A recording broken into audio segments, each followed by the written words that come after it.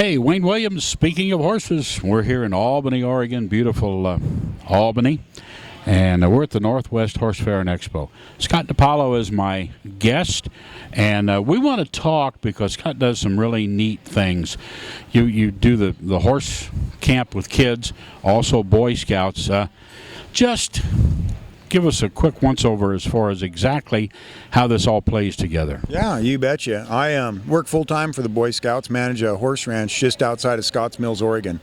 I work for Cascade Pacific Council, which is the Portland area council, and since before World War II, we've had horses in our program.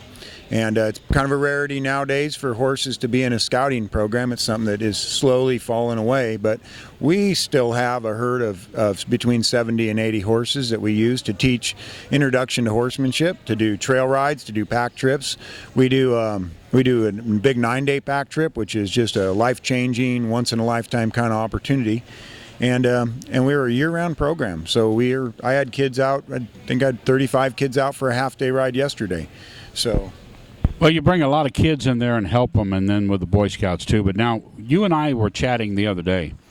There's nothing that seems to work better than horses and kids as far as all kinds of wonderful life lessons. You know, I'll tell you what, I teach this every chance I get, is that there's nothing that can change a kid like a horse.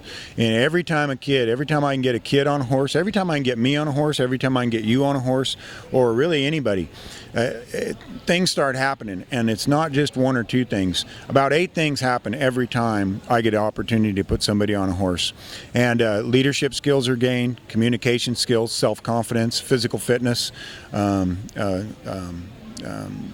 critical thinking skills, decision-making ability, goal setting, and we all know many of the reasons why many of us run horse programs is just because it's plain fun, and it gets kids out and active. And with the barn chores and the things that we do just around to keep a horse up and taken care of, they learn a wonderful work ethic. And we all know this. Every one of us knows this that works with horses. But I personally don't think we're utilizing it enough in this day and age where kids are struggling to get these things.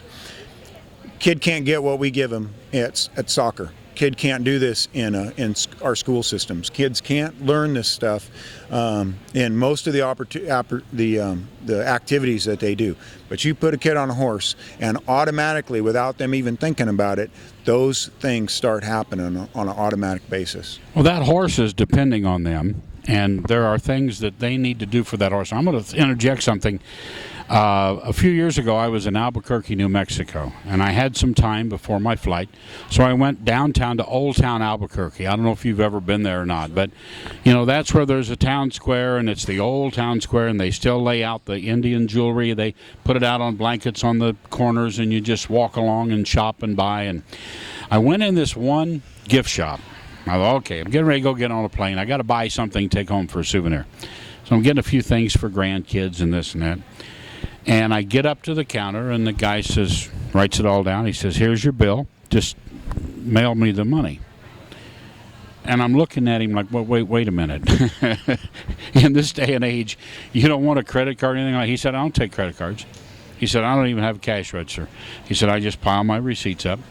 My address is on the top. Here's what you owe me. Send it to me. Mail me the money. Mail me the money. And I said, now, I don't want to mess up a good thing here, but I said, how does this really work? He said, I lose a little here and there because people just say, hey, I got that for nothing, right? But he said, very little. He said, a lot less than I would give up to giving the credit card fee for everybody running a credit card. And he said, the main thing that happens is the minute you put that trust in a stranger, say, I trust you, send me the money. Yes. He said, the minute you tell them you really trust them, you get that trust back. Yeah.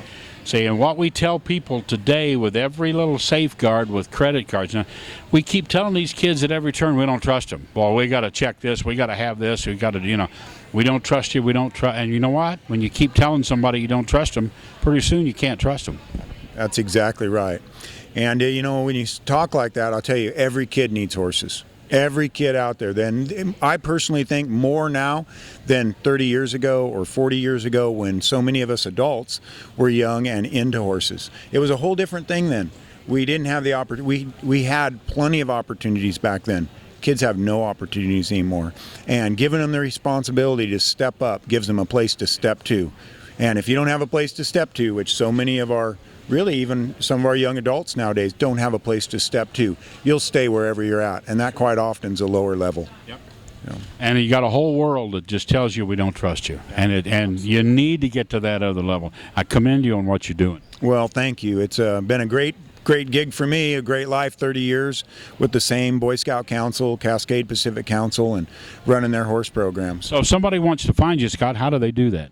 Well, you can look at us on our scouting website, which is cpcbsa.org. That would get you to Butte Creek Scout Ranch, and you could look at our program there. Scott DiPaolo Horsemanship has a website, and I've got a Scott DiPaolo Facebook page that they can come visit me on. So we got all the social media covered. It's all there, right? Well, I think there's Twitter and a couple of those other ones. I'm working on that. I'm progressing. So Scott, thank you very much. Thank you for what you do, and thanks for joining us here on Speaking of Horses. Wayne, thank you. It's been good visiting with you.